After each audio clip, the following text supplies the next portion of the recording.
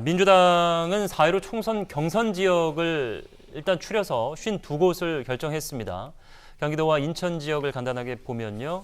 경기 12곳, 인천 2곳인데 수원 갑의 김승원, 이재준, 성남 중원의 윤영찬, 조신, 광명을의 강신성, 양기대, 남양주을의 김봉준, 김한정, 아래로 내려와서 포천 가평의 이철휘, 최호열, 광주 갑의 박혜관, 소병훈, 파주 갑의 윤후덕, 조일출, 하남의 강병덕, 최종윤, 아래로 내려와서 성남 분당 갑의 김병관, 김용, 안양 만안구의 강득구, 이종걸, 안양 동안 갑의 권미혁, 민병덕, 이석현, 이 지역은 저희가 최근에 살펴봤었죠. 부산 원미을의 서진웅, 서원성, 설운, 그리고 인천 지역 연수을, 박소영, 정일영, 미추홀을 남영희, 박우섭. 자, 비교적 민주당이 뭐 여러 가지 구도 때문에도 그렇고 상황 때문에도 그렇고 통합이라는 것 때문에 그렇습니다만 선거와 관련돼서는 한 걸음 계속해서 앞서 나가고 있다는 분석을 좀 해드렸는데 경선 지역을 결정하는데 2시간 정도 넘기면서 나름 좀 고심한 흔적을 보였습니다. 네, 뭐 가장 큰 특징은 청와대 출신 참모들이 너무 선거에 많이 출마하는 거 아니냐 뭐 이런 지적이 있었거든요. 예. 그리고 또 출마하는 과정에서 특히 이제 당 후보로 확정이 되는 과정에서 뭔가의 특혜를 받는 거 아니냐라고 하는 곱지 않은 시선도 있었던 게 사실이거든요. 근데 이번에 이제 52곳을 발표한 것들을 보면은 어느 쪽도 특혜를 주지 않으려고 노력한 흔적이 보인다. 네. 그러니까 청와대 참모들도 뭐 전략공천이나 이런 이름으로 내리꽂히거나 이런 일들은 없고, 그리고 현역 의원들도 역시 프리미엄을 주거나 그러지 않았다는 거예요. 그러니까 공정하게 경쟁해서 살아 돌아오라 이런 메시지가 좀 숨어 있는 거 아닌가 싶습니다. 예. 제가 여기 이쪽 보니까 상당히 좀 무거운 분들이 많이 있어요. 안양, 동안, 만안, 그다음 부천, 원미을 이 지역을 보면은 이석현 의원 70세인데 6선이에요. 그리고 안양, 만안구의 이종걸 의원 64세 5선이고요. 네. 부천, 원미을 설운 의원 68세인데 4선이에요. 예.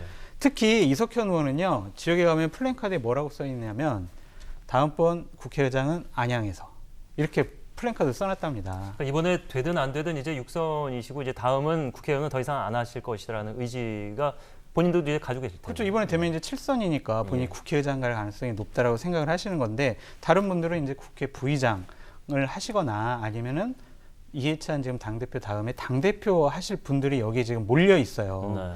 그렇기 때문에 이분들이 경선을 치른다라는 것은 원혜영 공천관리위원장과 이해찬 당대표가 상당히 배려한 것 같습니다. 솔직히 권리당원과 일반 국민 여론조사를 해보면 네. 현역원을 이길 수 있는 가능성이 상당히 낮아요. 신인들이 아무리 가산점을 20% 준다고 하더라도. 그렇기 때문에 이 당의 지도부가 이분들을 살리기 위해서 하나의 현역 프리미엄을 보장해 준 것이 아니냐. 예. 저는 그렇게 분석해 봅니다. 예. 근데 그것은 또 거꾸로 지금 단수 공천이 되는 현역 의원들 지역이 굉장히 많거든요. 그것 때문에 이거 원래 뭐랄까 세대 교체 공천을 한다 뭐 이런 얘기들도 많이 나왔는데 네. 단수 공천이 너무 많아서 이거 물갈이 안 되는 거 아니냐 이런 지적도 사실은 있었거든요. 그러니까 지금 보면은 이렇게 거물급들하고 싸우겠다고 덤비는 그런 정치 신인이 있다 그러면은 이걸 강 크다고 해야 되는지 아니면 용감하다고 얘기해야 되는지는 모르겠지만 한번 해보라고 하는 거예요. 그러니까 그걸 예를 들어서 앞으로 6선이고 5선이고 그리고 국회의장이 될 가능성이 굉장히 높은 사람이라 할지라도 차라리 그 지역을 다른 사람이 비껴가거나 피해가지 않는다면 예. 당에서는 가서 경선을 통해서 살아오라는 얘기죠. 예. 자, 뭐 이 스포츠 얘기가 정확하게 맞을지 모르겠습니다만 이제 국내 프로야구 선수 중에 해외 이제 메이저리그를 꿈꾸는 선수들은 가서 뭐 정말 잭팟을 터뜨리고 실력이 너무 좋아져서 그 지역에서 뭐 잘하고 이름도 날리면 좋겠습니다만 그 지역에서 잘하는 선수들과 또 부딪히면서 배워서 돌아오는 것이 분명히 있죠. 그래서 몸값을 올리기도 하는데 뭐 그런 마음을 갖고 있는 후보군도 있지 않을까라는 생각을 해봅니다.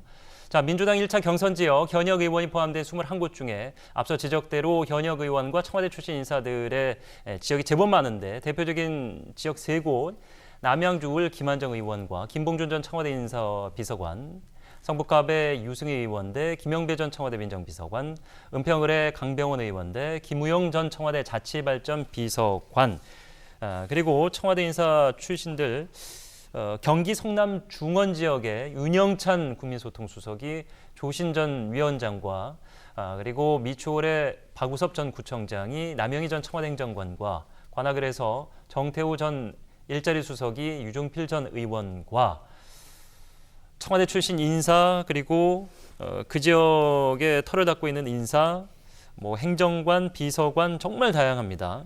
이게 이제 건전하게 맞붙는 모습을 보여준다는 것은 굉장히 좋은 모습인데.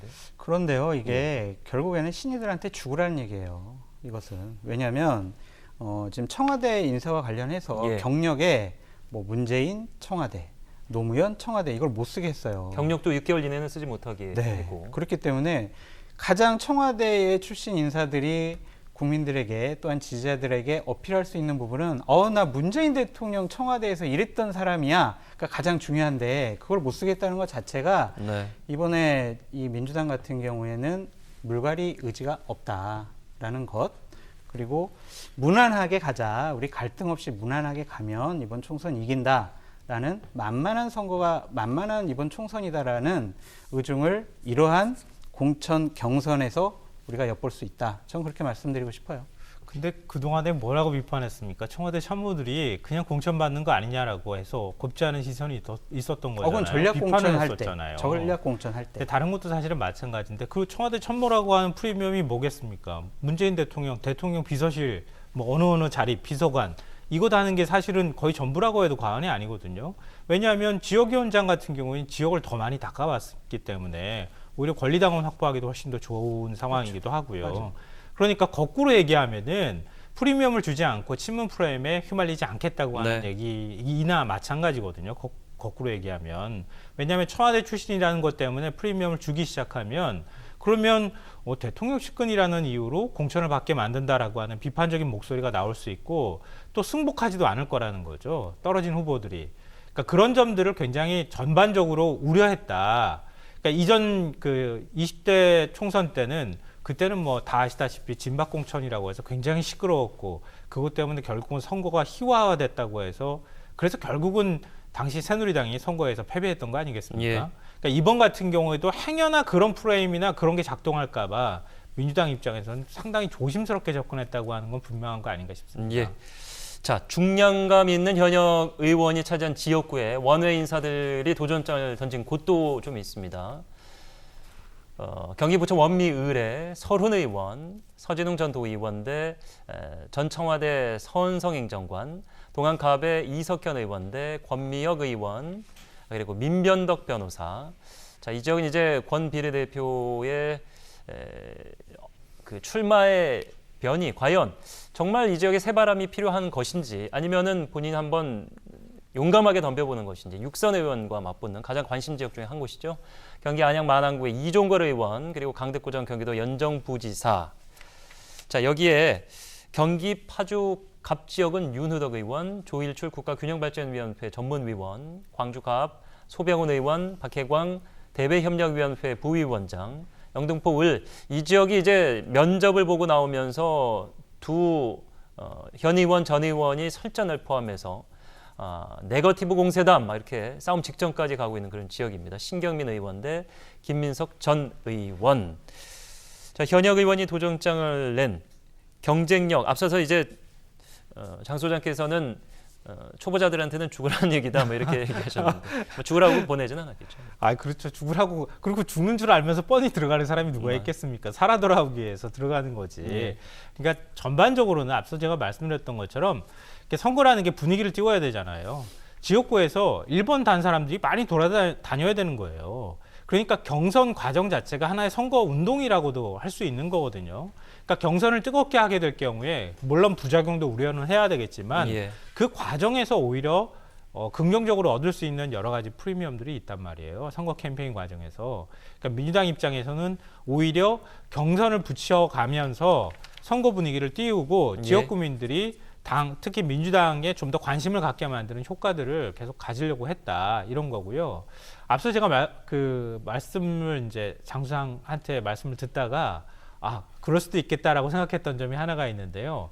만약에 선수가 높다고 해가지고 그냥 단수 공천을 해버리거나 경쟁자가 없다고 해서 배제를 시켜버리거나 이렇게 네. 했을 때 진짜 맥없는 선거가 될 수 있잖아요. 그러니까 오히려 그런 점 때문에 더 여러 사람이 붙도록 만들어준 측면도 무시하거나 예. 부인하기는 좀 어렵겠다 이런 생각은 듭니다. 예.